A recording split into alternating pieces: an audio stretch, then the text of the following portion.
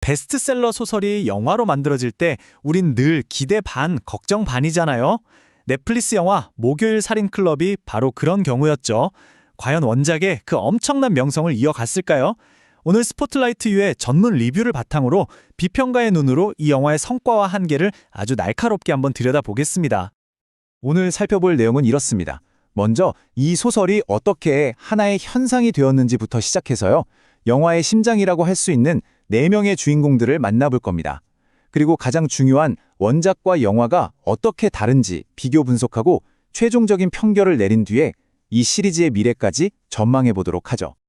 자, 첫 번째 파트입니다. 세계적인 현상. 이 영화를 제대로 이해하려면요, 모든 것의 시작점인 리처드 오스먼의 원작 소설 이야기부터 해야 합니다. 1000만 부 이상? 네, 이 숫자가 사실 모든 걸 말해주죠.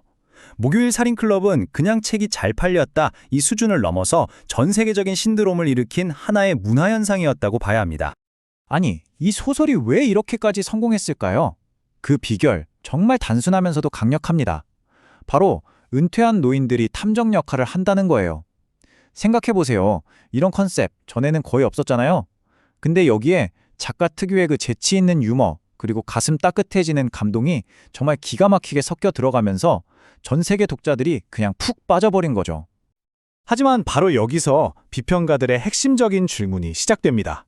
과연 넷플릭스와 크리스 콜럼버스 감독이 원작 소설이 가진 이 섬세한 매력과 복잡한 이야기를 2시간짜리 영화라는 틀 안에 성공적으로 담아냈을까 하는 점이죠.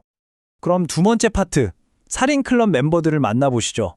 사실 이 영화의 성패는요, 코퍼스 체이스라는 평화로운 은퇴자 마을에 사는 이 개성 넘치는 4명의 노인들한테 달려있다고 해도 과언이 아닙니다. 어떤 조합인지 한번 볼까요? 먼저 이 클럽의 명실상부한 리더 엘리자베스입니다. 헬렌 미렌이 연기했죠. 전직 MI6 요원이었다는 설정답게 아주 냉철한 카리스마로 사건의 방향을 딱딱 잡아줍니다. 그녀의 과거 자체가 미스터리를 푸는 결정적인 열쇠가 되기도 하고요. 다음은 피어스 브로스넌이 연기한 론. 과거 노동운동의 아이콘이었던 인물인데 리뷰를 보면 이 캐스팅에 대해서 약간의 논쟁이 있었던 것 같아요. 원작의 이미지랑은 좀 다르지 않냐 이런 평이 있었지만 그게 활기를 불어넣은 그의 역할만큼은 분명했습니다. 그리고 벤 킹슬리가 연기한 이브라힘은 이 클럽의 두뇌를 맡고 있습니다. 은퇴한 정신과 의사답게 특유의 논리적이고 체계적인 분석으로 흩어져 있는 단서들을 쫙 깨어 맞추면서 추리의 뼈대를 세우는 아주 중요한 역할을 하죠. 마지막 멤버는 이 클럽의 심장이라고 할 수 있는 조이스입니다. 전직 간호사인데 다른 멤버들처럼 막 비범한 과거가 있는 건 아니에요. 오히려 평범한 사람의 시선을 대변하죠. 그런데 바로 그 평범함에서 나오는 통찰력이 사건의 핵심을 꿰뚫고 이야기에 따뜻한 감성을 불어넣어줍니다. 자, 세 번째 파트입니다. 원작과 영화의 차이. 이제 본격적인 비평의 영역으로 들어가 보죠. 제작진이 이 방대한 원작을 영화로 만들면서 어떤 선택과 집중을 했을까요? 바로 이 지점에서 영화가 가고자 하는 방향이 명확하게 드러납니다. 이 표를 보시면 그 차이가 한눈에 들어오실 거예요. 왼쪽의 원작은요, 살인사건도 여러 개고 서브플롯도 막 얽혀 있어서 정말 복잡한 미로 같아요. 그런데 오른쪽의 영화는 이걸 아주 단순하게 하나의 갈등 구조로 싹 정리해버렸습니다. 그리고 여기서 정말 중요한 변화가 있는데 범죄의 동기가 원래는 마약 거래였거든요. 근데 영화에선 불법 이민자 노동 착취라는 좀 더 보편적으로 공감할 만한 사회 문제로 바뀌었어요. 그러다 보니 원작의 팬들이 정말 좋아했던 조이스의 아기자기한 일기라던가 다른 주연들 이야기는 아쉽지만 과감하게 생략된 보죠. 이건 아주 명백한 의도가 보이는 선택입니다. 영화는 원작이 가진 복잡하고 깊이 있는 서사를 포기하는 대신에 전 세계 시청자들이 훨씬 더 쉽게 이해하고 따라갈 수 있는 보편적인 접근성을 택한 겁니다.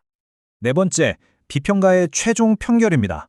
그렇다면 이런 각색의 선택이 영화의 완성도에 과연 어떤 영향을 미쳤을까요? 연출과 연기, 그리고 영화의 전반적인 분위기에 대한 비평가의 평가를 한번 살펴보겠습니다. 먼저 긍정적인 평가부터 볼게요.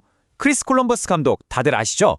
그 특유의 따뜻한 연출로 소위 코지 미스터리 장르의 매력을 스크린에 아주 잘 구현해냈다는 평입니다. 살인사건을 다루지만 끔찍하기보다는 아늑하고 인간적인 분위기에 초점을 맞추는 거죠. 하지만 그 아늑함에는 대가가 따랐습니다. 리뷰는 바로 그 편안함이 추리극의 핵심이라고 할 수 있는 스릴과 긴장감을 좀 희석시키는 결과를 낳았다고 지적해요. 이 때문에 일부에서는 잘 만든 TV 영화 같다, 즉 다소 밋밋하다는 평가를 피하지 못했다는 겁니다.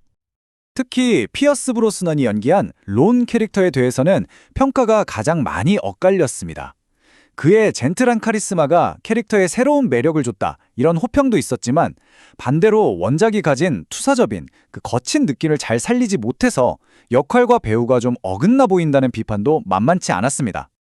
하지만 이런 캐스팅에 대한 논쟁을 한 번에 잠재우는 게 있습니다. 비평가들은 이견 없이 말합니다. 이 베테랑 배우들이 만들어내는 연기의 앙상블, 즉 케미스트리야말로 이 영화를 지탱하는 가장 강력한 힘이라고요. 자, 이제 마지막 5번째입니다. 프랜차이즈의 미래. 그렇다면 목요일 살인 클럽은 이 한 편으로 끝날까요? 리뷰는 넷플릭스가 아마 훨씬 더 큰 그림을 그리고 있을 거라고 분석합니다. 그 근거는 아주 명확합니다. 이미 원작 소설이 5권 넘게 나와 있고 전 세계적인 팬덤도 탄탄하게 버티고 있으니까요. 이 영화가 성공한다면 넷플릭스 입장에서는 시니어 탐정 프랜차이즈라는 아주 매력적인 흥행 카드를 손에 쥐게 되는 셈이죠. 결국 이 영화가 우리에게 던지는 메시지는 뭘까요? 비평가는 작품의 핵심을 이렇게 꿰뚫어 봅니다. 노년에도 삶은 끝나지 않는다. 여전히 풀어야 할 미스터리가 있고 또 지켜야 할 우정이 있다. 라고요. 그러니까 이 영화가 결국 우리한테 묻는 건 이거예요. 나이가 든다는 것이 모든 것의 끝일까? 그 시간 속에서도 과연 새로운 모험을 시작하고 또 진정한 우정을 나눌 수 있을까 하고 말이죠. 목요일 살인 클럽은 바로 그 질문에 대해서 뭐랄까 아주 따뜻하면서도 유쾌한 대답을 슬쩍 건네주는 것 같습니다.